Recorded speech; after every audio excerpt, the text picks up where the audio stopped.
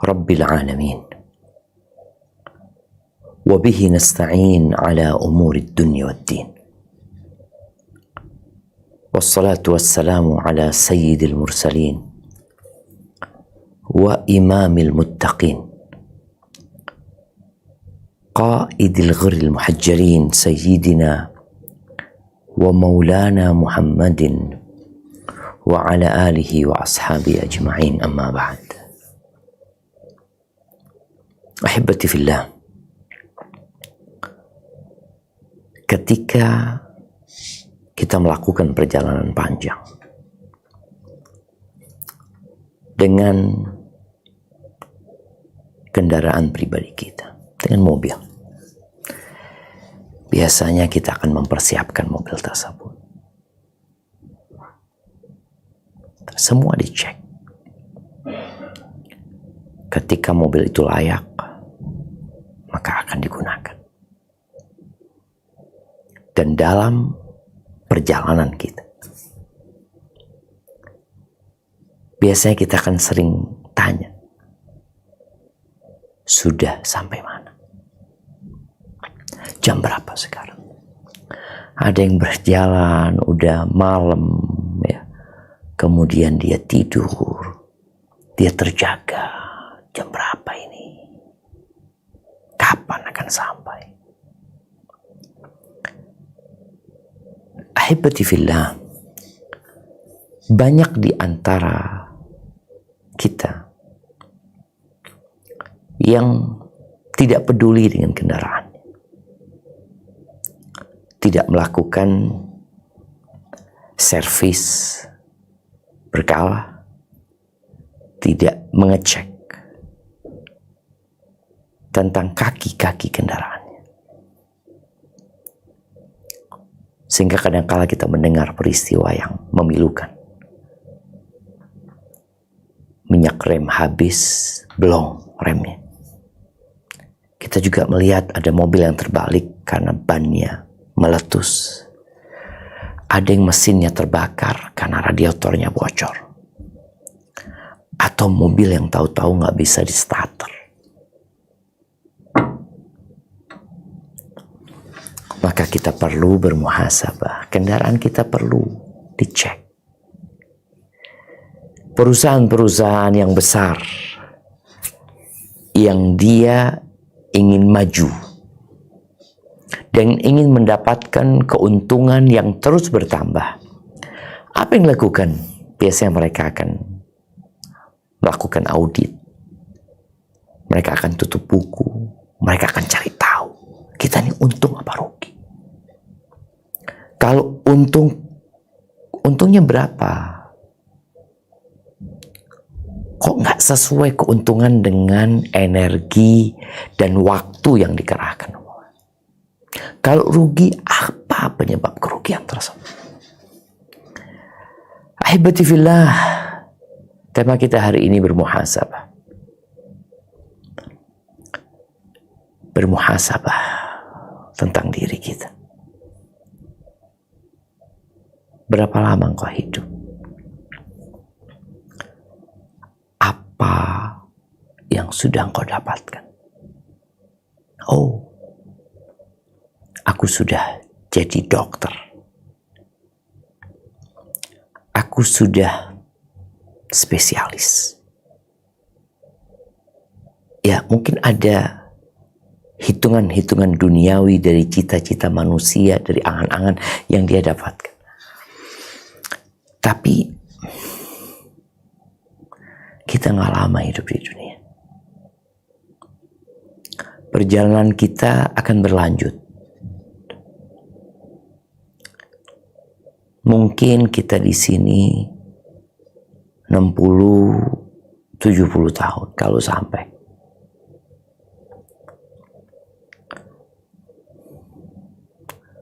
Sebagian kita lupa dengan kehidupan yang selanjutnya.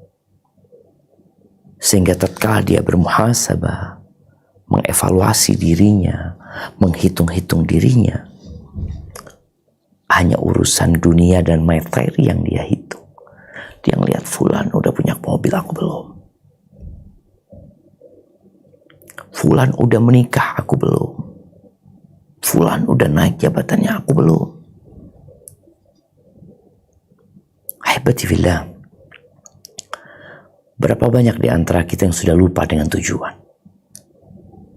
bahkan salah menempuh jalan, sibuk dengan yang tidak berguna, bahkan hampir terjatuh di dalam jurang. Di antara rahmat Allah yang kalau kita pandai memandang dengan kacamata yang benar, musibah dan bala. Berapa banyak musibah dan bala yang menimpa manusia yang sejatinya menjadi titik balik buat manusia untuk berubah, untuk menjadi lebih baik.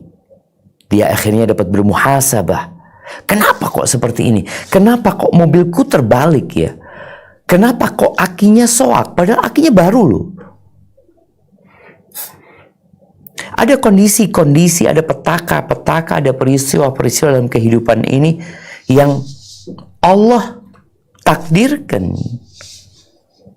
untuk kebaikan kita. Apa kata Allah di surat Al-An'am ayat 42?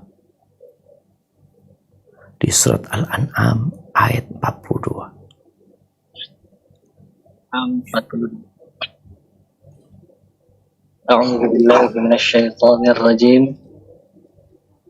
Walaqad arsalna ila umamin min qablika فأخذناهم بالبأساء والضراء لعلهم يتضرعون. Dan sesungguhnya kami telah mengutus rasul-rasul kepada umat-umat yang sebelum kamu, kemudian kami siksa mereka dengan menimpakan kesengsaraan dan kemelaratan, supaya mereka bermohon kepada Allah dengan tunduk merendahkan diri. Allahu Akbar.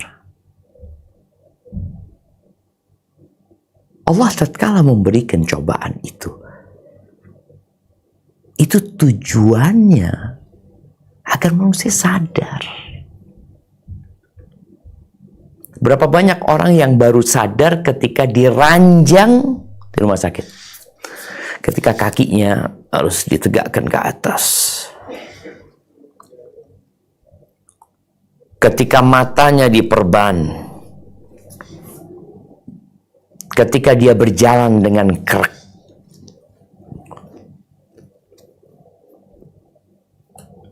baru dia sadar. Akhirnya dia bermuhasabah. Ya Allah, ya aku banyak dosa.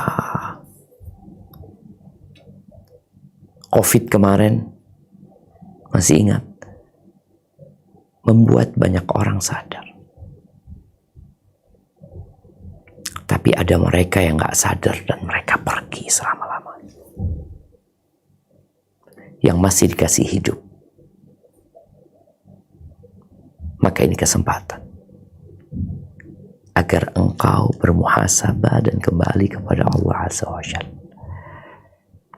Abdullah bin Mas'ud radhiyallahu anhu, ketika dia mendengar terjadi tanah longsor atau ambles ya, beliau mengatakan, kunna ashab Muhammadin SAW, kita dulu tuh para sahabat Nabi memandang musibah-musibah itu, petaka-petaka itu barokah. Udah di mana barokahnya? Sedangkan kalian menganggapnya hal yang mencemaskan, enggak barokah. Karena membuat kita bermuhasabah, membuat kita jadi lebih baik akhirnya. Itu tujuan muhasabah. Bagaimana engkau menjadi lebih baik. Tapi seorang muslim seharusnya nggak nunggu kena musibah baru dia bermuhasabah. Tidak perlu menanti kalau musibah kita tahu. Musibah ini beragam bentuk dan modelnya. Ada musibah yang umum yang menimpa seluruh penduduk Jakarta umpamanya. Ada musibah yang hanya menimpa keluargamu. Ada musibah yang hanya menimpa dirimu sendiri. Jangan nunggu musibah baru engkau bermuhasabah. Nanti kita akan jelaskan tentang bagaimana cara supaya kita bermuhasabah. Allah Azza wa Jalla berfirman di surat Al-Hasyr ayat 18. Ini yang seharusnya dihisab. Apa kata Allah Azza wa Jalla? A'udzu billahi minasyaitonir rajim.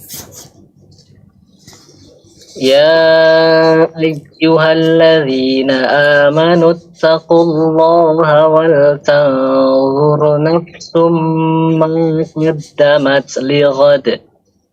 Wattaqullah innallaha khabirum bima ta'malun. Hai orang-orang yang beriman, bertakwalah kepada Allah dan hendaklah setiap diri memperhatikan apa yang telah diperbuatnya untuk hari esok akhirat, dan bertakwalah kepada Allah. Sesungguhnya Allah Maha mengetahui apa yang kamu kerjakan. Allahu Akbar. 89 kali Allah Azza wa Jalla memanggil orang-orang yang beriman. Kita tahu yang namanya dipanggil. Untuk apa dipanggil? Untuk dikasih peringatan. Untuk dikasih tahu. Yang lalai supaya sadar, yang lupa supaya ingat, yang malas supaya semangat. Dipanggil 89 kali kita dipanggil. Jadi kalau kita menghitung 1 bulan, Allah memanggil kita kira-kira tiap harinya 3 kali. Dipanggil lagi. Dipanggil lagi. Kenapa? Karena kita suka lupa. Kita makhluk yang malas juga.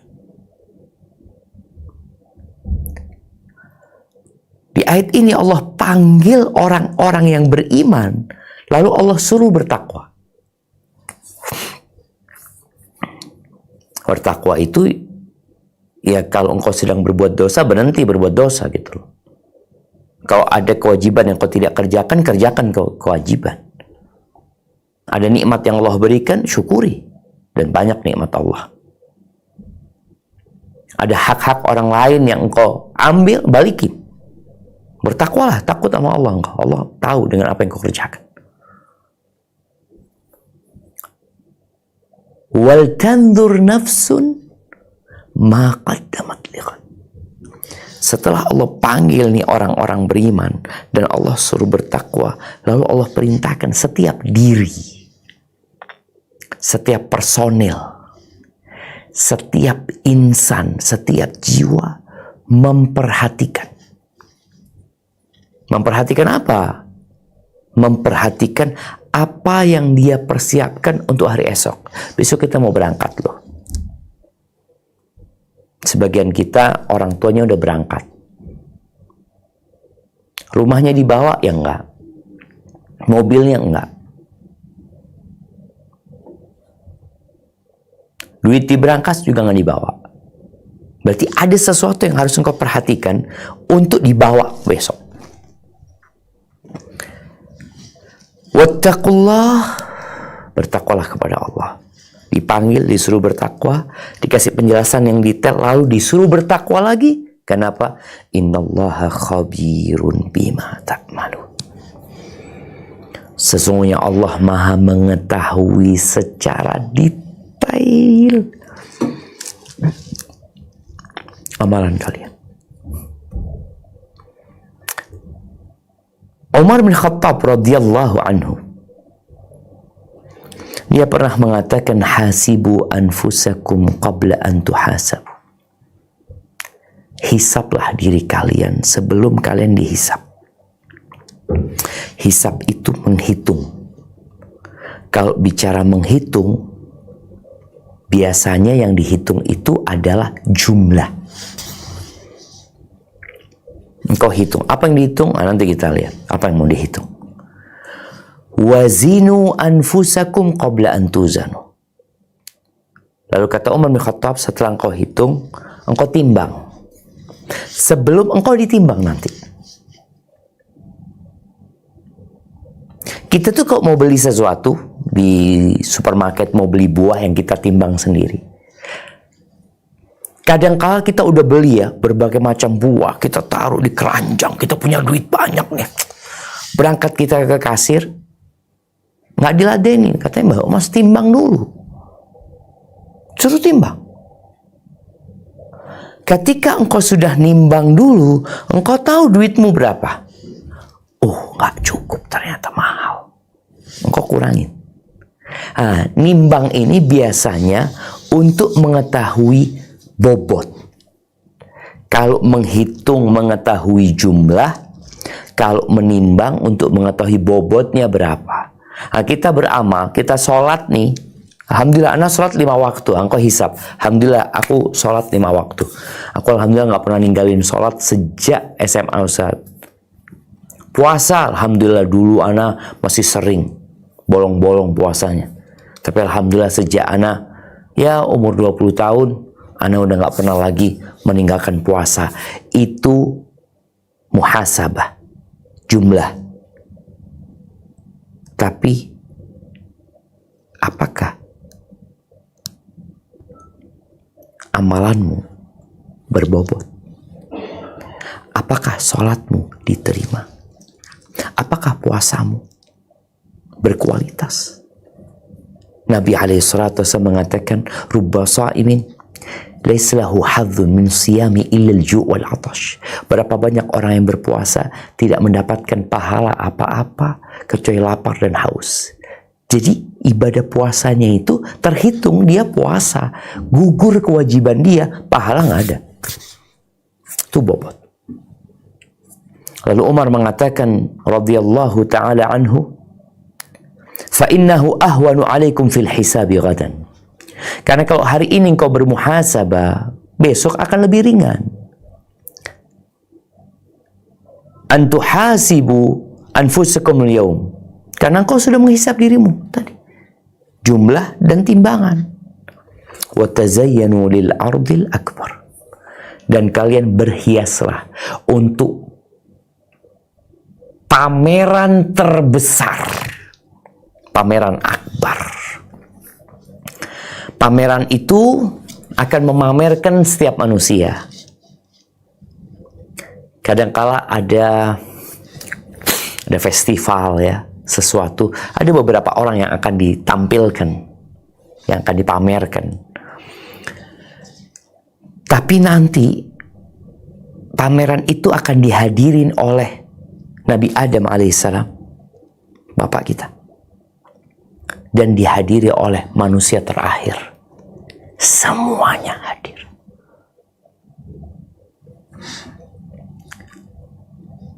Gedung terbesar di dunia ini menampung berapa manusia? Cukup untuk 1 juta manusia? Ya mungkin ada yang cukup. Cukup untuk 1 miliar? Kayaknya nggak cukup lah. Mana tempat berkumpul manusia semuanya? 1 miliar. Gimana 8 miliar manusia sekarang? Nggak ada. Tapi nanti Allah akan adakan. Allah akan jadikan bumi ini rata semuanya. Pameran. Berhiaslah kalian. Engkau akan dipamerkan. Siapa engkau? Oh, maka engkau kepingin seperti apa nantinya? Sekarang kau persiapkan. Yauma idzin tu'raduna la takhfa minkum khafiyah. Umar membacakan firman Allah di surat Al-Haqqah ayat 18. Pada hari itu kalian semua akan dipamerkan dan tidak ada yang tersembunyi dari diri kalian. Ahibati fillah, kita itu tahu siapa kita. Makanya kadang-kala ada orang yang merasa tahu dengan kawannya. Aku tahu fulan sampai isi perutnya aku tahu. Enggak. Engkau nggak tahu. Dia engkau tahu beberapa tentang dia. Engkau tahu rahasia dia. Tapi ada hal-hal yang terbetik di hatinya engkau nggak tahu. Dia tahu. Allah Azza wa Jalla berfirman di surat Al-Qiyamah ayat 14. Apa kata Allah?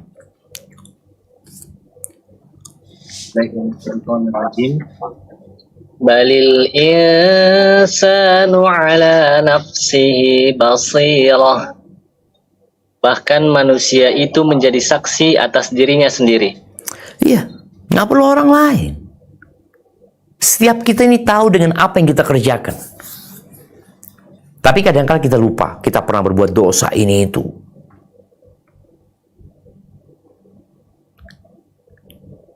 Tapi pada hakikatnya engkau tahu dengan apa yang kau kerjakan, dengan apa yang kau lakukan. Nggak perlu dikasih tahu orang lain. Tapi kadang-kala manusia itu ngeyel. Makanya perlu bermuhasabah supaya engkau tahu, kau duduklah. Berapa banyak orang yang kalau disalahkan, enggak, anak nggak salah, fulan yang salah. Engkau nyuri, enggak, anak nggak nyuri. Padahal dia nyuri, Pak. Jadi ada kondisi-kondisi manusia yang pada hakikatnya dia tahu tentang dirinya.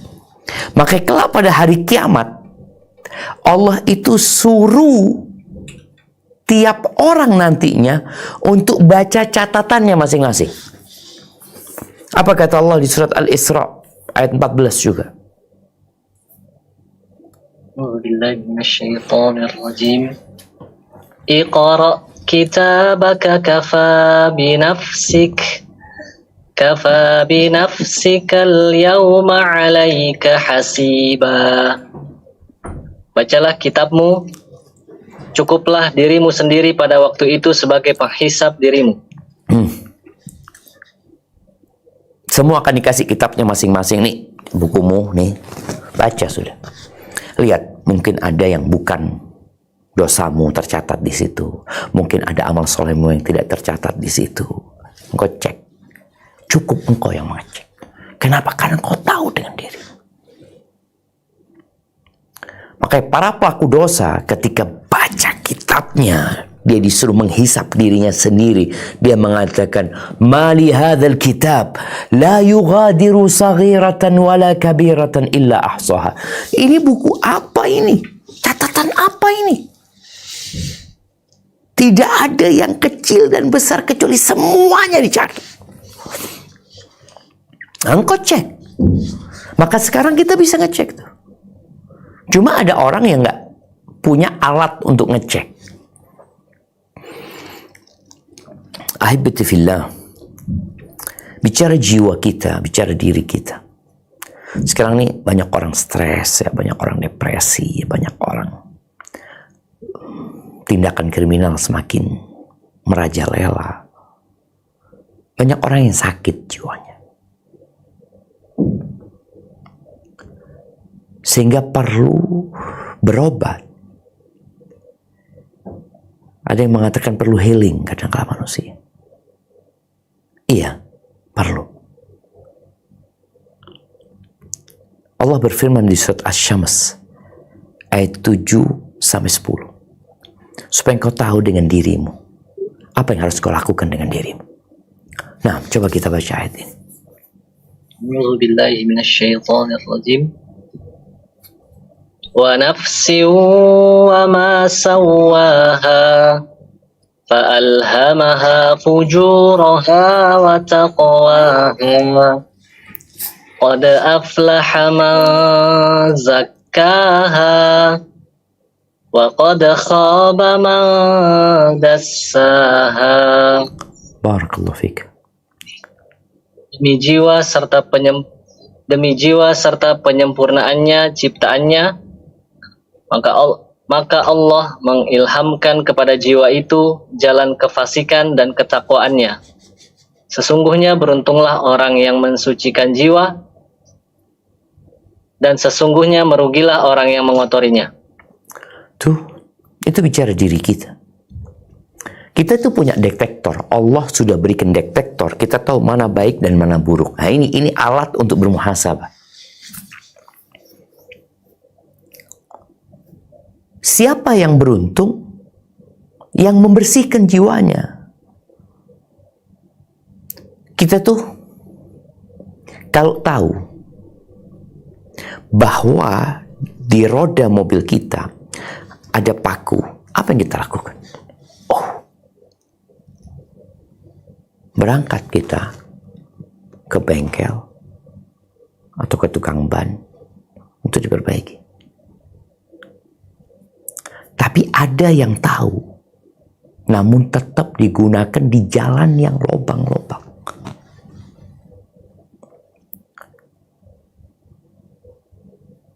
Maka tiap manusia sudah dikasih alat.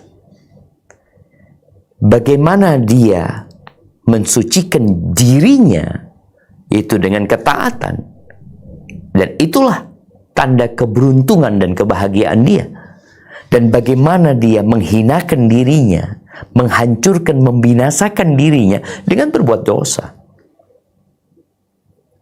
Makanya kadang-kala sampai hari ini kita melihat ada orang-orang pelaku dosa yang kadang-kadang nggak menyesal dia dengan dosa. Mengulangin lagi.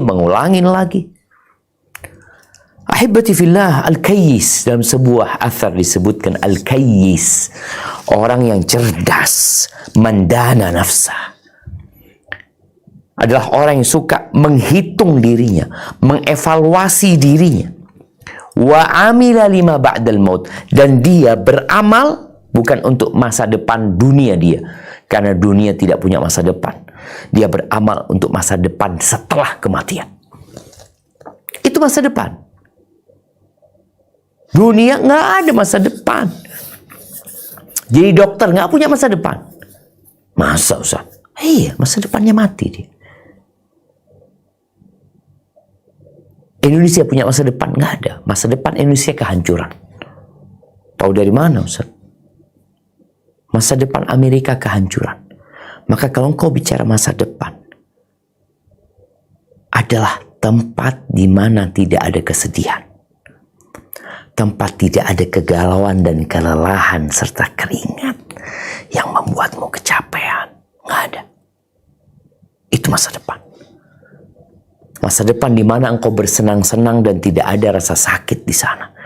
Masa depan adalah kehidupan di mana tidak ada rumah sakit di sana, tidak ada orang sakit, tidak ada toilet di sana, tidak ada tidur di sana, yang ada bersenang-senang. Itu masa depan. Maka orang yang cerdas adalah orang yang suka menghisap dirinya untuk masa depan dia. Dan dia beramal untuk yang setelah kematian. Bukan beramal untuk masa tua. Bukan menabung untuk masa pensiun. Bukan cari usaha untuk masa tua dan masa purna kerja dia. Itu orang yang cerdas. Wal ajiz, dan orang bodoh. Man atba'a nafsahu hawaha, yang dia mengikuti kemauan nafsunya. Dia ikuti, mau ini kerjain, mau ini kerjain.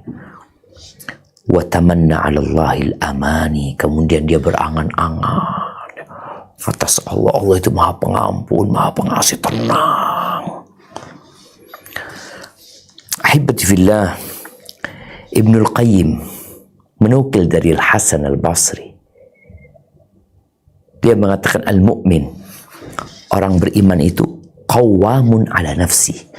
Orang beriman itu adalah orang yang senantiasa menjadi komando atas dirinya. Selalu mengevaluasi dirinya. Dan akan ringan hisab pada hari kiamat orang-orang yang telah menghisab dirinya di dunia. Wa inna masyaqqal hisab yaumal qiyamah. Akan berat hisab pada hari kiamat itu buat orang-orang yang dia nggak pernah bermuhasabah, nggak pernah mengevaluasi dirinya, nggak pernah berhitung, tahu-tahu bangkrut. Berapa banyak orang dia sakiti.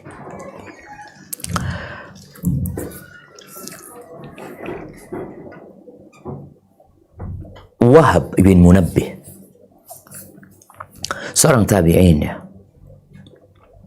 Imam Ahmad menukil dari dia, maktubun fi hikmati ali Daud, tertulis di hikmah keluarga Nabi Daud, hakun alal aqil, menjadi sebuah kewajiban buat setiap orang berakal, an la yaghfal an 4 saat, agar dia tidak lalai dengan 4 waktu. 4 waktu, 1, 2, 3, 4. Yang pertama, sa'ah yunaji fiha rabbah, waktu untuk bermunajat kepada Tuhannya. Dia harus punya waktu khusus untuk bermunajat dengan Tuhan. Kenapa? Iyyaka na'budu wa iyyaka nasta'in. Karena kita nggak akan bisa melakukan perjalanan panjang kecuali dengan bantuan Allah Azza wa Jalla. Engkau perlu minta pertolongan Allah. Dan la haula wa la quwwata illa billah. Yang kedua, sa'ah yuhasib fiha nafsah. Dia perlu waktu untuk bermuhasabah, menghisap dirinya. Bermunajat kepada Allah, bermuhasabah. Yang ketiga, sa'ah yakhlu fiha ma ikhwatihi alladhina yukhbirunahu bi'uyubihi wa yusaddiqunahu an nafsih. Dia perlu bermuhasabah, perlu duduk sama kawan-kawan, ada waktu duduk ngobrol sama kawan-kawannya yang memberitahu tentang kekurangan diri, bukan cerita ngalor ngidul ya. Tapi perlu duduk sama kawan-kawan yang ngasih tahu dia, engkau kayak gitu loh, engkau nggak boleh, ini nggak bener loh. Perlu dia duduk sama kawan-kawan yang memberi nasihat kepada diri. Yang keempat, sa'ah yatakhalla fiha baina nafsihi wa baina ladzatiha fima yahillu wa yajmul. Dia perlu punya saat, punya waktu di mana dia meninggalkan kelezatan-kelezatan yang halal dan baik, dia tinggalkan. Berpuasa boleh ini, tapi enggak lah, aku nggak kerjakan. Perlu dia punya waktu seperti itu. Ahibati fillah, Maimun ibn Mihran, salah seorang ulama, dia mengatakan la yakunul abdu taqiyan, orang itu tidak akan disebut bertakwa hatta yakuna li nafsihi asyadda muhasabatan minasyarik li syarikihi. Orang itu nggak akan dikatakan bertakwa sampai dia menjadi orang yang keras dan detail dalam menghisap dirinya, sebagaimana orang yang berpartner itu ketika tutup buku, ketika perhitungan, dia akan lihat ini kemana ini barangnya di mana, ini keuntungannya kok sedikit, ini gimana. Kita lihat ya, bagaimana auditor itu ketika mengaudit, apalagi audit eksternal yang datang. Walihada qila an-nafsu kasyarikil khawan. Ada pernyataan yang mengatakan diri manusia, jiwa manusia itu seperti partner yang pengkhianat. Jadi gitu. In lam tuhasibhu, kalau engkau nggak pandai-pandai berhitung sama dia, hilang semua hartamu. Jadi garong dia nanti. Baik, ahibati fillah. Bagaimana sekarang cara menghisap diri kita? Ada 3 rukunnya ya. Yang pertama, engkau perlu membandingkan antara nikmat yang Allah berikan kepadamu dan dosa yang kau kerjakan. Catat, yang pertama, membandingkan antara nikmat yang Allah berikan dan dosa yang kau lakukan. Kita tuh sering berburuk sangka sama Allah. Seakan-akan yang Allah berikan kepada kita dikit, banyak nikmat yang Allah berikan. Apalagi nih teman-teman yang di rumah sakit, dia tahu harga berbagai macam obat. Mereka tahu harga oksigen. Mereka tahu semalam di rumah sakit itu terkadang lebih mahal daripada semalam di hotel bintang 5. Engkau lihat, engkau perhitungkan, engkau perbandingkan antara nikmat yang Allah berikan dan dosa yang kau kerjakan. Itu muhasabah yang pertama. Sehingga engkau tahu, aduh, gak pantas kau masuk surga. Enggak. Yang ada hanya ampunan Allah dan rahmat yang bisa memasukkan kau ke surga Allah Azza wa Jalla. Ibn Sammah disebutkan bahwasanya yang menyebabkan dia bertobat, pernah suatu hari ketika dia sudah umur 60 tahun, dia ngitung 60 tahun ini berapa hari. Ternyata 60 tahun itu kira-kira 22.000 hari. Lalu dia teriak, ya Allah, kata dia, gimana aku berjumpa dengan Allah membawa dosa 22.000 dosa. Gimana kalau dalam sehari ratusan dosa yang dikerjakan? Kemudian dia pingsan. Ahibati fillah, dengan membandingkan ini, engkau jadi tahu, engkau itu hamba Allah yang banyak dosa. Allah itu Allah Tuhan yang maha pengasih, maha penyayang. Dosa kita kerjakan, tetap kita sehat, tetap kita bisa jalan, tetap kita bisa berbuat macam-macam. Maka hendak engkau bermuhasabah, yang muhasabah ini akan mengantarkanmu kepada tobat dan mengantarkanmu kepada syukur atas nikmat yang Allah berikan. Ketika engkau kena musibah, engkau pun bersabar. Dosaku banyak, nikmat Allah banyak. Nampak keadilan Allah. Nampak kasih sayang Allah kepadamu. Sehingga engkau tidak meremehkan Tuhanmu. Nabi Adam gara-gara satu dosa dikeluarkan dari surga. Yang kedua, setelah kau membandingkan antara dosa yang kau lakukan dan nikmat yang Allah berikan, maka yang ada hanya syukur dan minta ampun. Yang kedua, engkau membandingkan antara kebaikan-kebaikan, antara amal soleh yang kau kerjakan dan dosa-dosa yang kau perbuat. Karena Allah mengatakan nanti ada pada penimbangan itu, فَأَمَّا مَنْ ثَقُلَتْ مَوَازِينُهُ فَهُوَ فِي عِيشَةٍ رَاضِيَةٍ.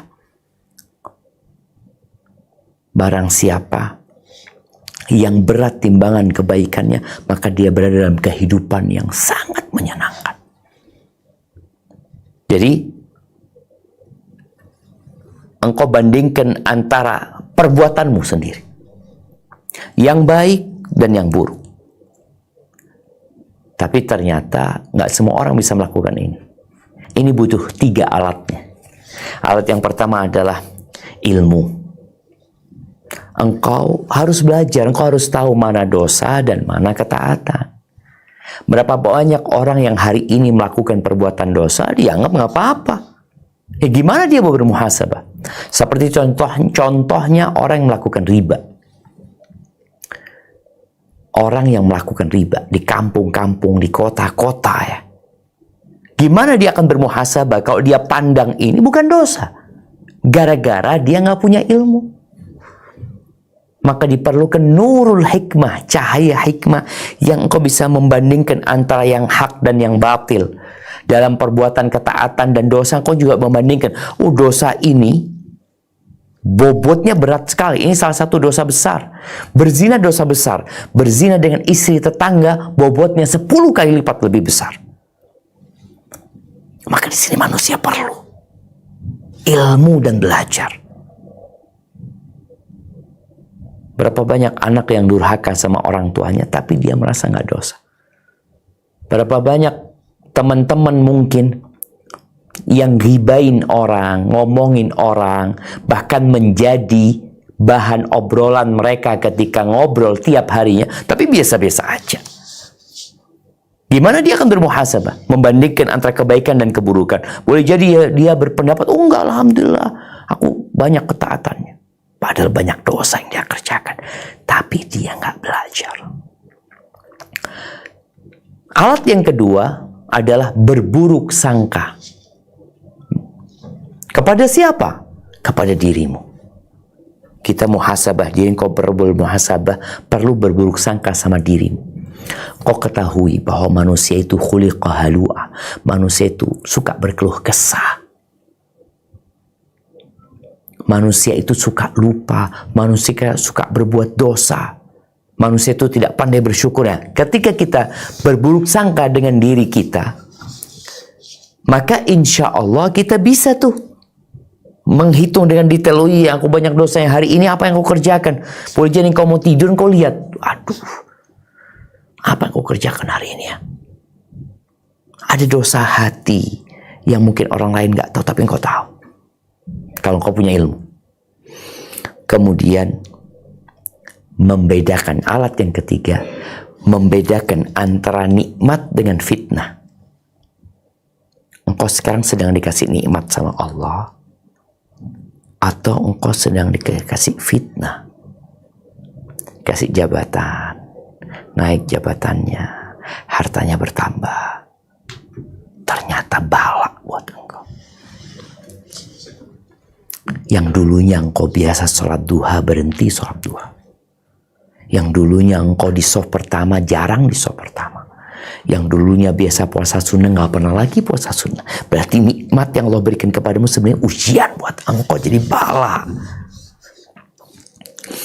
Dan kemudian alat yang ketiga, engkau membandingkan apa yang keluar dari dirimu.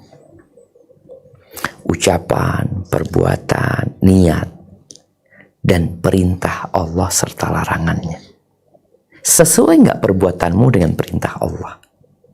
Ketika ada larangan dari Allah, engkau ada di tempat larangan itu. Jangan sampai, atau engkau berada di tempat ketaatan. Kita tuh perlu membandingkan ini. Karena jangan sampai kita berada di tempat yang Allah larang, dan kita tidak ada di tempat yang Allah perintahkan. Engkau bandingkan ucapanmu, perbuatanmu, niatmu dengan perintah Allah dan larangan. Sehingga engkau jadi tahu siapa dirimu. Di akhir hayat Nabi SAW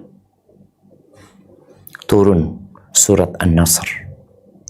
Idza jaa nasrullahi wal fath wa ra'aitan nas yadkhuluna fi dinillahi afwaja fasabbih bihamdi rabbika wastaghfir innahu kana tawwaba. Allah perintahkan kepada Nabi untuk bertasbih, untuk istighfar, untuk mohon ampun sama Allah Azza wa Jalla, bertobat kepada Allah Azza wa Jalla. Itu Nabi di akhir hayatnya memperbanyak istighfar.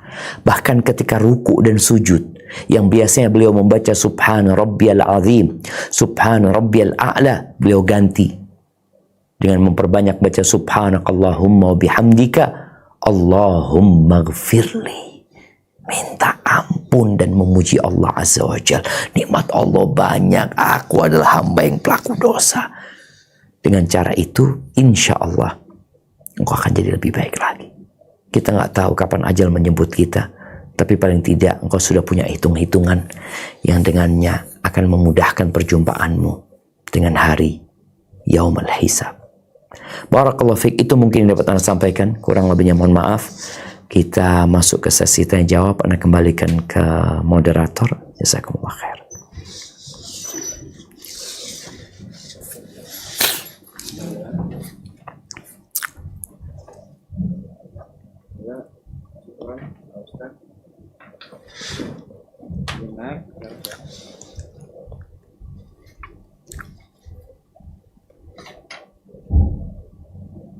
Alhamdulillah kita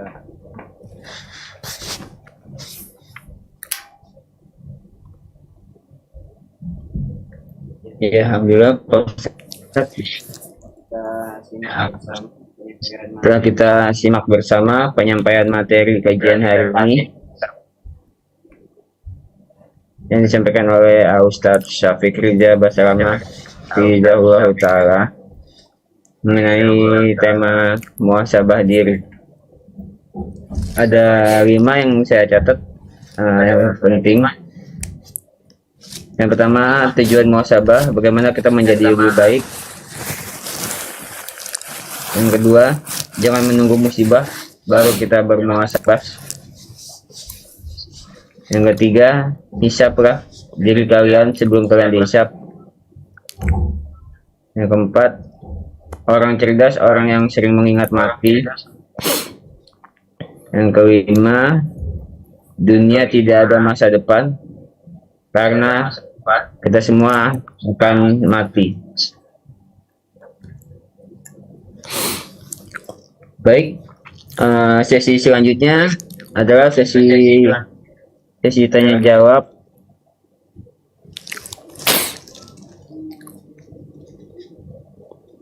Baik, saya akan bacakan pertanyaan dari chat dulu ya Pak Ustadz. Assalamualaikum warahmatullahi wabarakatuh. Waalaikumsalam warahmatullahi wabarakatuh. Nah, tafadhal. Izin bertanya Pak Ustadz, posisi saya bekerja melayani pasien dan pemesanan barang. Afwan, terputus barusan. Dalam Islam tidak diperbolehkan.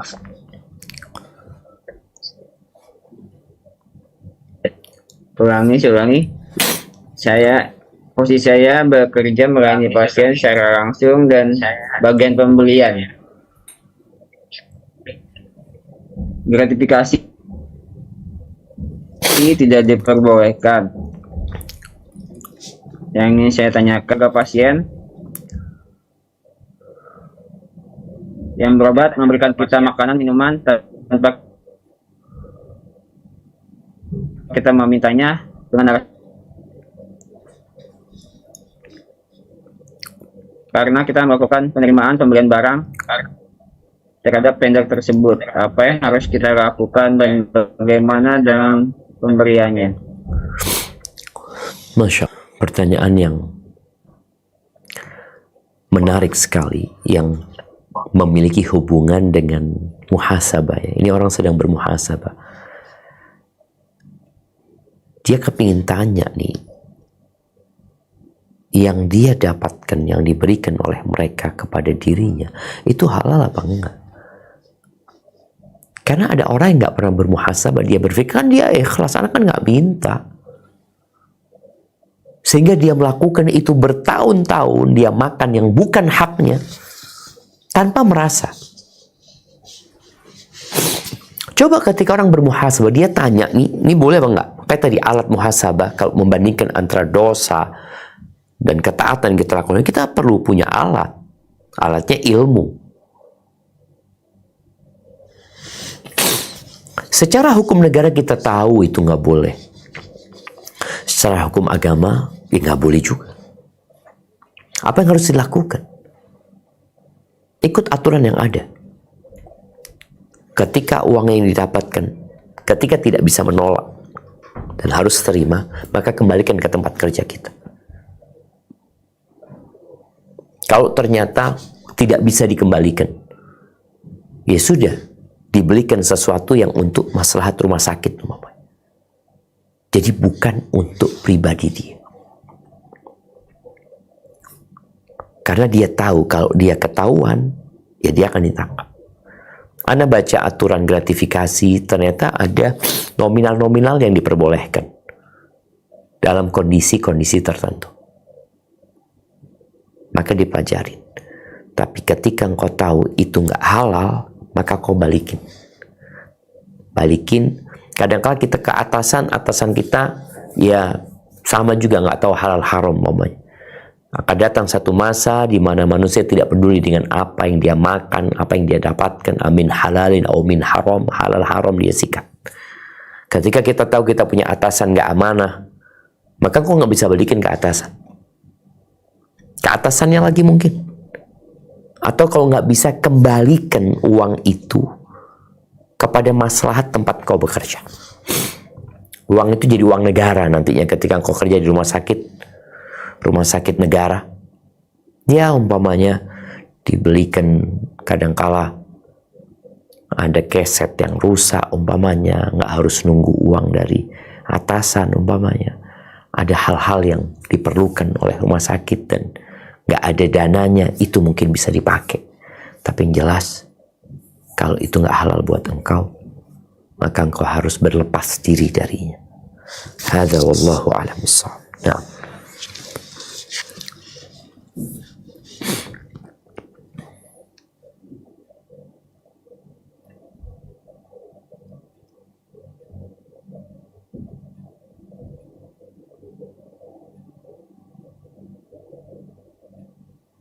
Adakah waktu khusus dan bagaimana caranya untuk kita bermuhasabah? Sementara Halo, Afwan, suaranya kecil.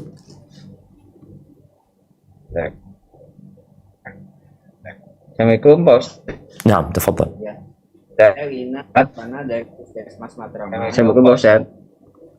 Ya. Elina Rosana. Elina Rosana. Elina Rosana. Elina Rosana.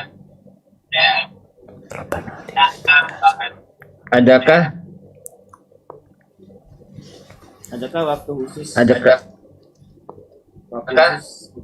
Bagaimana caranya kita bermuhasabah? Adakah waktu khusus caranya kita bermuhasabah sementara kita masih melaksanakan pekerjaan? Masya Allah, barakallahu fiik. Iya, tidak ada waktu khusus. Tapi sebagian ulama mengatakan ya waktu bermuhasabah sebelum tidur, ketika engkau sudah menyelesaikan kegiatan seharian. Karena kita juga nggak tahu apakah kita besok akan bangun.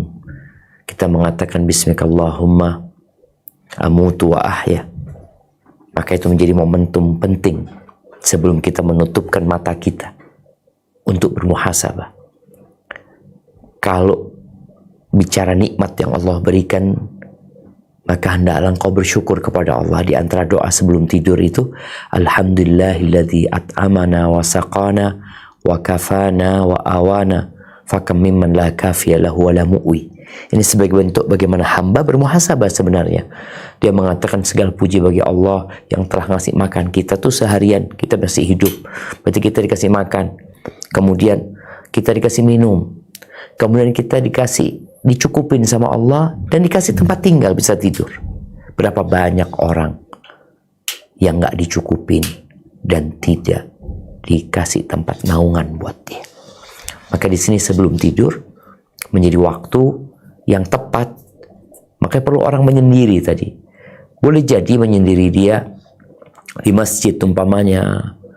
Kalau dia umpamanya habis sholat isya sebelum pulang ke rumahnya, atau habis asar nunggu waktu maghrib. Tapi memang butuh ketenangan. Bicara tadi healing, orang healing itu kan mencari ketenangan. Nah, di waktu orang healing itu gunakan juga untuk bermuhasabah. Karena boleh jadi kegalauan, kecemasan, segala kegundahan yang menghampiri dirimu itu disebabkan dosa-dosa. Ketika orang sudah tahu, iya kayaknya anak punya dosa. Kalau dosa itu kepada manusia, dia akan minta ampun kepada Allah lalu minta maaf kepada manusia tersebut. Sehingga dia menjadi lebih baik tadi tujuannya. Ketika dia bermuhasabah, kalau itu nikmat dia bersyukur, kalau itu dosa dia bertobat, memohon ampun kepada Allah Azza wa Jalla. Waktunya bebas, tapi biasanya waktu sebelum tidur, malam hari, waktu yang tenang, damai, hening, itu akan lebih membantu kita untuk bermuhasabah. Barakallahu fiik.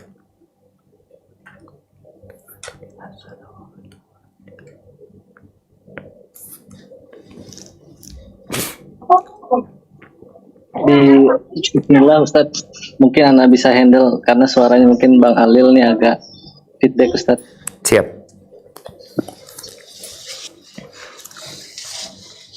Dari Sudinkes Jakarta Barat. Bismillah. Izin bertanya Ustadz, apa hukumnya ketika dalam jam kerja kita melaksanakan sholat duha? Apakah termasuk haram? Barakallahu fikum. Masya Allah, barakallahu fiik. Iya. Ini kembali kepada akad dalam tempat kerja kita. ada waktu-waktu sedikit yang ditoleransi untuk orang itu istirahat umpamanya. Boleh jadi dia ke toilet, boleh jadi dia bikin kopi umpamanya. Ada waktu-waktu sedikit kemudian dia ngopi. Jadi ketika di tempat kerja kita memang ada toleransi untuk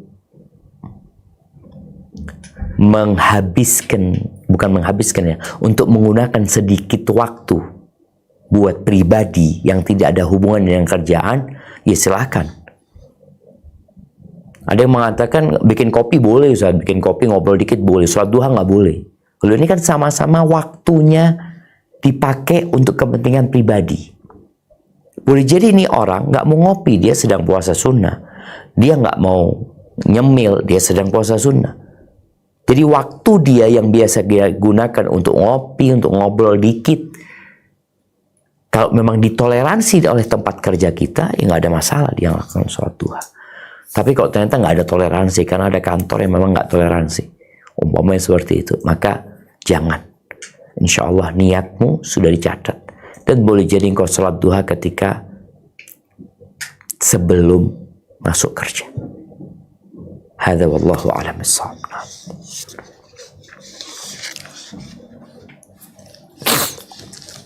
Ya, dari Khair PKM Matraman Prapatan, Mampang Prapatan. Izin bertanya Ustadz, apabila ibu hamil khawatir akan anaknya dalam kandungan menanggalkan puasa Ramadan dan hingga hari ini belum membayar puasanya dan masih takut apabila saum atau puasa asinya tidak keluar. Asi yang keluar sudah sedikit, akan berkurang juga apabila puasa, Ustadz.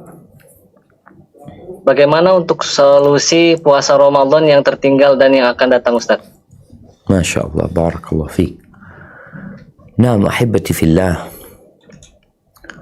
Allah berfirman, fattaqullaha mastata'tum. Bertakwalah kepada Allah sesuai dengan kemampuan kalian. Kondisi wanita tidak sama dari satu dan lainnya. Ada yang mampu berpuasa dalam kondisi hamil. Ada yang mampu berpuasa dalam kondisi menyusui. Oleh karena itu para wanita ini perlu coba. Sehingga ketika dia mencoba, oh ternyata aku kuat gitu loh. Karena ada kekhawatiran tanpa sebab. Ketika dia mencoba, ternyata nggak ada masalah, ya berpuasa berarti engkau. Tapi ketika enggak, Ustaz, berdampak kepada anaknya, berdampak kepada ibunya, ya udah berarti nggak bisa puasa. Ketika dia kesini umpamanya anaknya semakin besar kan, anaknya bisa dikasih susu bantuan atau minum yang lainnya, maka hendaklah engkau bertakwa kepada Allah sesuai dengan kemampuanmu. Intinya ketika engkau tidak mampu, ya sudah, jangan puasa dulu. Gimana Ustaz, ini udah mau Ramadan nih, utang kemarin belum terbayar, dan sekarang udah mau masuk ke bulan Ramadan. Apakah dia bisa bayar fidyah saja? Jumhur ulama berpendapat enggak. Ya udah, engkau kalau memang belum bisa puasa, ya nggak usah puasa. Nanti ketika engkau sudah mampu berpuasa, di situ engkau wajib berpuasa, menggantinya. Walaupun ada pendapat yang mengatakan ibu hamil dan wanita menyusui, ya bayar fidyah aja cukup. Tapi pendapat yang lebih aman buat engkau tunggu sampai engkau mampu, ketika itu engkau berpuasa. Karena sejatinya engkau tidak berpuasa bukan tanpa alasan. Tapi ada alasan yang dalam agama, alasan itu diterima. Sehingga engkau tidak berdosa. Namun sekali lagi, bertakwalah kepada Allah sesuai dengan kemampuanmu. Jangan bermudah-mudahan. Dan boleh jadi puasa itu membuatmu lebih sehat lagi, lebih kuat lagi. Tapi kalau orang sedang hamil atau sedang menyusuin, jangan lupa untuk sahurnya yang cukup, berbukanya yang cukup, istirahatnya yang cukup. Barakallahu fikum. Selanjutnya dari Gustina PKC Pancoran. Izin bertanya Ustadz. Assalamualaikum. Waalaikumsalam warahmatullahi wabarakatuh. Saya sering teringat kurang berbakti kepada orang tua karena merantau ke DKI. Dan jarang pulang karena alasan pekerjaan. Keperluan anak dan suami di sini. Bagaimana baiknya sikap saya Masya Allah. sebagai anak dan juga istri sekaligus ibu ya Ustadz? Barakallahu fikum. Wafikum wabarak. Ya hibat fillah. Ini juga para anak perlu bermuhasabah. Apakah dia sudah berbakti sama orang tuanya? Tadi alat terakhir dalam bermuhasabah itu, atau rukun terakhir dalam muhasabah itu adalah membandingkan apa yang keluar dari kita, apa yang kita katakan, kita perbuat, kita niatkan, dan apa perintah Allah dan larangannya. Sesuai nggak? Allah perintahkan kepada kita untuk berbakti kepada orang tua. Aku perbuatannya berbakti nggak sama orang tua? Kayaknya enggak. Apabila seorang anak perempuan ini penuh keterbatasan ya. Sebagaimana ibu kita juga ya penuh keterbatasan berbakti kepada orang tuanya. Yang punya anak perempuan itu subhanallah tidak seperti yang punya anak laki. Anak perempuan itu dididik, dirawat dengan benar aja, insya Allah menyelamatkan orang tuanya dari api neraka. Yang punya anak dua khususnya lebih ke atas anak perempuan. Karena anak perempuan itu dibesarkan, dididik, kemudian dinikahkan, dibawa sama suami. Akan tetapi engkau tetap wajib berbakti kepada orang tuamu sesuai dengan kemampuanmu. Tadi engkau nggak bisa pulang semaumu. Oke. Engkau nggak bisa. Tapi engkau bisa mendoakan terus. Nggak ada yang menghalangimu untuk berdoa buat orang tuamu. Suamimu juga nggak bisa menghalangi. Tapi engkau mungkin punya rezeki. Sekarang sudah mudah sekali untuk berbagi dengan orang tua di kampung. Ya, berbagi tidak harus yang mahal, tapi hanya untuk menunjukkan engkau rindu dan ingin berkumpul sama orang tua. Kau mungkin bisa pesankan martabak buat orang tua. Online dikirimkan ke orang tua. Dari anaknya. Kau bisa memberikan sesuatu buat orang tua. Jadi, jangan sampai keterbatasanmu membuatmu mati inovasinya. Engkau berpikir, tetap bisa berbakti sama orang tua, walaupun tidak hadir. Karena apa ya tadi? Karena kau sebutkan kau sebagai seorang istri, sebagai seorang ibu, ya, yang tidak bisa bergerak dengan mudah dalam melaksanakan banyak hak-hak orang tua. Tapi sekali lagi, Allah tahu dengan apa yang di hatimu. Dan Allah melihat apa yang kau lakukan. Teruslah berbakti kepada orang tua sebisamu. Hadza wallahu a'lam bissawab. Selanjutnya dari Yasin Abdurrahman. Assalamualaikum warahmatullahi. Izin bertanya Ustadz, kapankah waktu-waktu yang efektif untuk bermuhasabah diri di setiap harinya? Barakallahu fikum. Iya, sepertinya mirip dengan pertanyaan yang sebelum-sebelumnya berkaitan dengan waktu. Beberapa ulama menuliskan bahwasanya waktu muhasabah yang bagus itu sebelum tidur. Ketika engkau sudah menyelesaikan harimu. Karena kita tahu orang yang tidur itu nggak akan dihisap. Penanya malaikat diangkat. Ketika bangun mulai tuh penanya malaikat mencatat lagi. Sampai engkau mau tidur. Tidur diangkat nih, nggak dicatat lagi. Berarti waktu yang tepat atau yang cocok untuk muhasabah itu ketika mau tidur. Kau tidur ya. Dianjurkan orang itu sebelum tidur untuk berwudu ya. Kemudian dia miring ke kanan. Dianjurkan untuk membaca subhanallah 33 kali, alhamdulillah 33 kali, Allah Akbar 34 kali. Nah, momen itu untuk bermuhasabah. Bagaimana kalau engkau seorang istri? Bagaimana harimu kepada suamimu? Kalau engkau seorang ibu, bagaimana engkau dengan anak-anakmu? Kalau engkau seorang anak, bagaimana engkau dengan orang tuamu? Ini muhasabah, salah satu yang dimuhasabah. Tapi engkau sebagai hamba Allah Azza wa Jalla tadi, engkau lihat nikmat yang Allah berikan kepadamu dan dosa-dosa yang kau kerjakan, dan kau bandingkan sebelum tidur, ya Allah, nggak selesai baca Quran 1 juz hari ini, umpamanya gitu. Aduh, nggak selesai 12 rakaat bayar cicilan rumah di surga Allah Azza wa Jalla. Nah itu, waktu itu tepat karena engkau sudah mau menutup buku lah untuk hari itu. Hadza wallahu a'lam bissawab. Selanjutnya dari Adham Puskesmas Pesanggerahan. Assalamualaikum. Bismillah, izin bertanya Ustadz.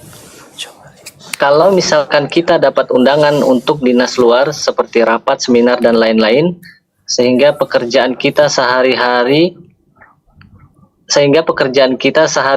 kita di hari itu tidak dapat dijalankan, maksudnya mungkin yang di kantor tidak dapat dijalankan sedangkan dia ditugaskan untuk dinas luar, kemudian dari kegiatan dinas luar tersebut mendapatkan uang transport, bagaimana hukum menerima uang transport tersebut?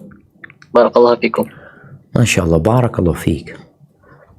Iya, biasanya orang yang ditugaskan keluar otomatis akan meninggalkan kerjaan kantor dia,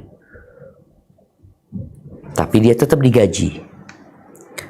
Karena dia kerja di luar, ada uang transport. Kalau uang transport ini resmi memang dari tempat dia kerja, nggak ada masalah gitu loh. Karena dia mendapatkan itu secara legal. Kerjaan ditinggalkan juga legal. Bukan dia yang kabur dari pekerjaannya. Namun kalau ternyata ada manipulasi di situ umpamanya, ini yang berbahaya.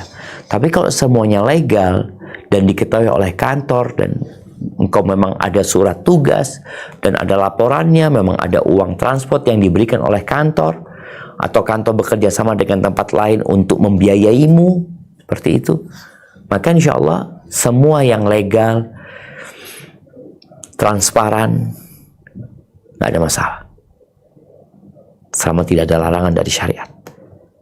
Lalu jamaah, namanya dosa itu kadang-kala kita nggak usah tanya sama orang.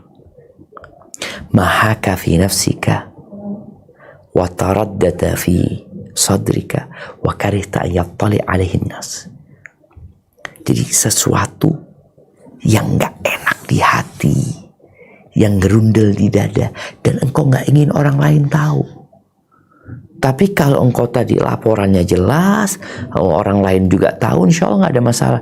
Beda sama gratifikasi, biasanya nggak ingin orang lain tahu, karena dia tahu ini nggak benar gitu. Dia punya detektor di hatinya yang mengatakan ini nggak benar. Jadi kalau tadi ternyata semuanya legal dan semuanya transparan dan diperbolehkan, masa aman, kok nggak dosa gitu. Hadza wallahu a'lam bissawab. Selanjutnya Inggit dari VK Paleran. Assalamualaikum warahmatullahi wabarakatuh. Izin bertanya Ustadz, Ana adalah seorang bidan, juga sebagai istri dan ibu. Pekerjaan Ana adalah seorang bidan yang siap siaga 24 jam membantu persalinan ibu melahirkan. Suami ridho dengan pekerjaan Ana. Yang Ana tanyakan, bagaimana syariat memandang pekerjaan Ana? Apakah ketika Ana tidak bisa melayani keluarga karena menolong persalinan itu dianggap berdosa? Barakallah. Masya Allah, barakallahu fiik. Naam, ahibati fillah. Itu pentingnya nurul hikmah. Ini kan tadi bicara membandingkan gimana dia berkhidmat kepada umat, berkhidmat melayani, membantu para wanita yang bersalin. Tapi di sisi lain dia sebagai seorang istri, sebagai seorang ibu. Ketahuilah, ada yang namanya wajib, ada yang namanya sunnah. Jangan sampai engkau mengerjakan yang sunnah, yang wajib ditinggalin. Ini pentingnya muhasabah juga. Jangan sampai engkau sholat malam sampai jam 3, terus tidur subuhnya jam 7. Engkau akhirnya melaksanakan yang sunnah, yang wajib ditinggalin. Nah, kalau sekarang engkau sebagai seorang ibu sebagai seorang istri, ada dua tugasmu. Yang pertama, tugas tanggung jawab kepada suami dan tanggung jawab kepada anak-anak. Kalau ternyata engkau bisa menjalankan tugasmu, mungkin nggak semuanya dijalankan, tapi suami ridho, haknya suami tidak diberikan. Maka untuk berkaitan dengan kau menolong orang lain, karena kalau bicara menolong orang lain bisa jadi fardu kifayah, kewajiban. Kalau sudah ada yang jalan ini udah kan banyak orang, banyak bidan, bukan hanya engkau gitu loh. Seperti itu. Ketika melayani suami itu kewajibanmu, nggak boleh tetangga melayani suamimu, engkau yang wajib melayani suamimu. Tapi kalau membantu orang itu lahiran, bukan hanya engkau yang wajib, ada banyak orang. Kewajiban bersama itu jadinya. Jadi ketika suami ridho, alhamdulillah. Cuma di sini sebagai seorang ibu, jangan sampai engkau akhirnya menelantarkan anak-anakmu. Engkau punya kewajiban mendidik dia, yang merawat dia, memberikan kasih sayang kepada dia. Jadi intinya, jangan sampai karena yang sunnah kita melantarkan yang wajib. Kalau yang wajib sudah dikerjakan, yang sunnah silahkan. Lalu Allah tahu dengan apa di hatimu. Innamal a'malu binniyat, amalan tergantung niatnya.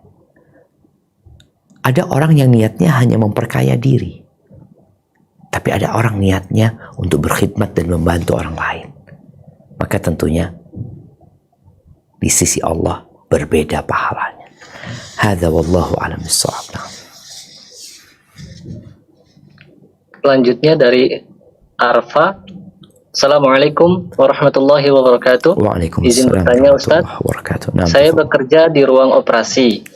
Terkadang mengerjakan satu operasi besar, mulai dari siang sampai malam, sehingga tertinggal sholat asar dan maghrib. Bagaimana saya mengerjakan sholat saya yang tertinggal Ustaz? Barakallahu fikum. Masya Allah, barakallahu fikum. Di sini jamaah, semua yang bisa diperhitungkan, diperhitungkan. Ada yang tidak dalam perhitungan. Kalau dia sudah berpikir nanti asar akan ada operasi, atau sebelum asar akan ada operasi yang boleh jadi memakan waktu yang panjang, maka hendaklah sholat asarnya sudah dijamak dengan sholat duhur 4-4. Kemudian kau tahu maghribnya ini kayaknya akan kelewatan, maka kau niatkan untuk menjamak maghrib dengan isya 3-4. Itu yang dalam perhitungan. Tapi kalau tidak dalam perhitungan, umpamanya kau berpikir enggak, insya Allah proses operasinya 1 jam lah. Jadi kalau habis asar atau mulai jam 2:30, umpamanya insya Allah 3:30 selesai, atau jam 4 selesai lah. Jadi masih bisa asar. Ternyata ada masalah sampai maghrib akhirnya. Ya sudah, ketika engkau sudah bisa sholat, engkau sholat. Diqadha sholatnya pada waktu itu. Itu yang tidak dalam perhitungan. Tapi yang dalam perhitungan, tolong dijamak. Hadza wallahu a'lam bissawab. Nah.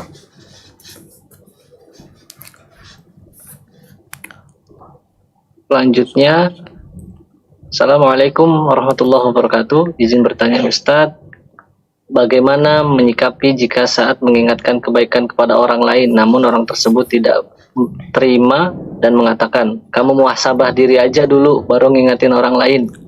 Barakallahu fikum. Ya, naam jemaah. Ya, apa yang harus dilakukan? Sabar.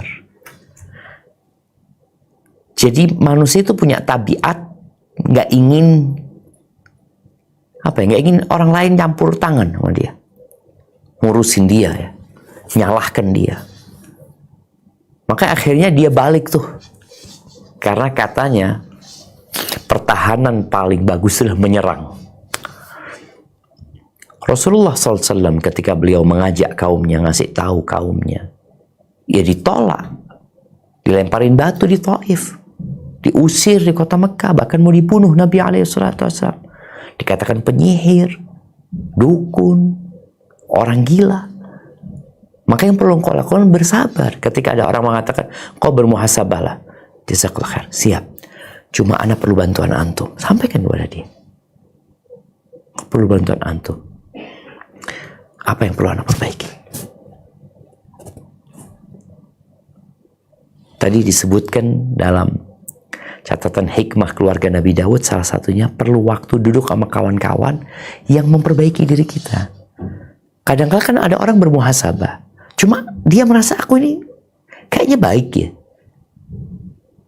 Tapi dengan masukan dari orang lain, kita jadi lebih bagus lagi bermuhasabah. Maka ketika ada orang, kalau engkau bermuhasabah, jazakallah khair, tolong bantu aku bermuhasabah. Apa yang perlu aku perbaiki? Kenapa? Karena semua orang merugi. Illa alladzina amanu wa amilus salihati wa tawasaw bil haqq wa tawasaw bis sabr. Maka perlu tadi tawasi dengan kebenaran dan saling mewasiatkan kepada kesabaran. Jadi engkau kalau sudah ngasih wasiat orang lain, ngasih nasihat, engkau harus sabar. Karena banyak orang yang merasa sudah baik dan banyak orang yang nggak mau diperbaiki. Hadza wallahu a'lam bishawab.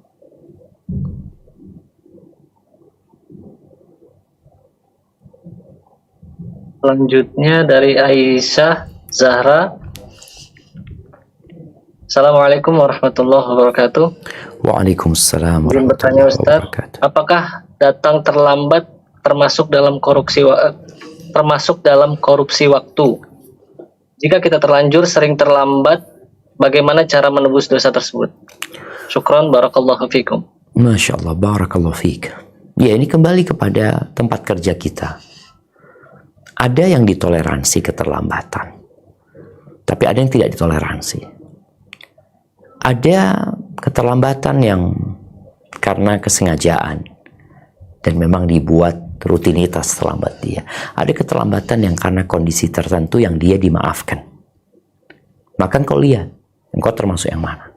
Kalau ternyata yang kau memang meremehkan, padahal nggak ada alasan untuk terlambat sebenarnya, malas aja, maka di situ engkau bisa melakukan kompensasi dari keterlambatanmu. Yang pertama bisa dengan minta maaf dengan tempat kerjamu. Yang kedua, kau gantikan. Gantinya itu kompensasi bisa dengan ya kau menambah jam kerja, pulangnya terlambat, atau kau memberikan pekerjaan, menyelesaikan pekerjaan lebih cepat lagi. Kan ada pekerjaan yang targetnya umpamanya 2 hari, tapi engkau bisa kerjakan sehari. Kenapa? Tadi engkau sungguh-sungguh, engkau semangat, bahkan mungkin di rumah pun engkau kerjakan kerjaan itu, sehingga bisa cepat. Semoga dengan itu engkau telah membayar ya korupsi waktu yang telah engkau lakukan. Barakallahu fikum. Mungkin kita ke pertanyaan terakhir. Barakallahu fikum. Nah. Ingin bertanya boleh Ustaz? Naam, tafadhal.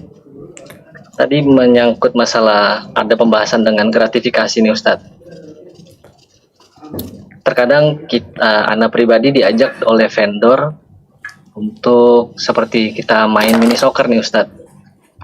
Diajak oleh vendor, dibiayai sampai disponsori kita bermain dalam satu instansi atau satu alma mater kita disponsori oleh satu vendor, sedangkan vendor tersebut masih ada kerjasama dengan rumah sakit yang Ana bekerja nih Ustadz.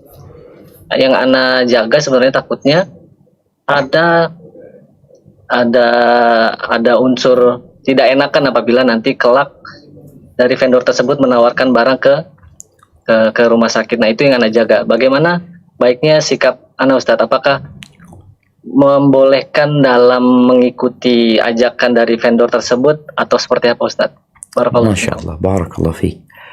Ya, ahibati fillah. Tujuannya apa sih mereka ngajak kita? Yang jelas karena ada hubungan kerja. Dan sebenarnya fasilitas yang diberikan mereka itu berbayar. Artinya kan dia bayarin, dia keluar duit semua. Tujuannya nanti tentunya seperti yang disebutkan tadi. Ketika dia ada kerjaan, ya antum kemarin kan udah kita kasih fasilitas gitu loh. Maka itu termasuk yang nggak diperbolehkan. Karena gratifikasi ini bukan hanya berkaitan dengan uang, dengan barang, bisa jadi pelayanan yang diberikan nantinya, servis yang dilakukan oleh mereka. Maka yang harus dilakukan adalah antum bayar juga. Dikatakan mereka mau fasilitasnya, enggak, kita bayar. Apalagi antum tahu bahwa saya nanti akan terjadi ketidakenakan tadi. Dan secara aturan, kalau ternyata diperbolehkan nggak ada masalah. Tapi kalau aturannya tidak memperbolehkan, berarti antum mau dia nantinya menawarkan barang atau tidak. Kalau aturannya tidak memperbolehkan, berarti tidak boleh antum ambil fasilitas yang mereka berikan. Ahibati fillah. Kadang-kala karena nggak enak, kita hidup nggak enak nanti di hari akhir. Barakallahu fiik, itu yang dapat Anda sampaikan. Kurang lebihnya mohon maaf. Semoga yang kita kaji dapat kita amalkan dalam kehidupan ini. Jazakumullah khair. Anda kembalikan ke moderator. Wa barakallahu fiikum. Allah khairan untuk kajian pada siang hari ini. Terima kasih kepada tim SRB, Ustaz Syafiq Riza Basalama, tim Lorong Faradisa. Jazakumullah khairan. Juga terima kasih banyak kepada para jamaah yang sudah hadir menyimak materi yang telah disampaikan oleh Ustadz Syafiq Riza Basalama. Semoga apa yang beliau sampaikan dapat bermanfaat dan kita amalkan di keseharian kita. Kami selaku penyelenggara kajian pada siang hari ini bermohon maaf apabila penyampaian atau kajian pada hari ini kurang berkenan. Kurang lebihnya mohon maaf. Sebelum kita tutup kajian pada siang hari ini, marilah kita membacakan doa kafatul majlis. Subhanakallahumma wa bihamdika asyhadu an la ilaha illa anta astaghfiruka wa atubu ilaik. Assalamualaikum warahmatullahi wabarakatuh.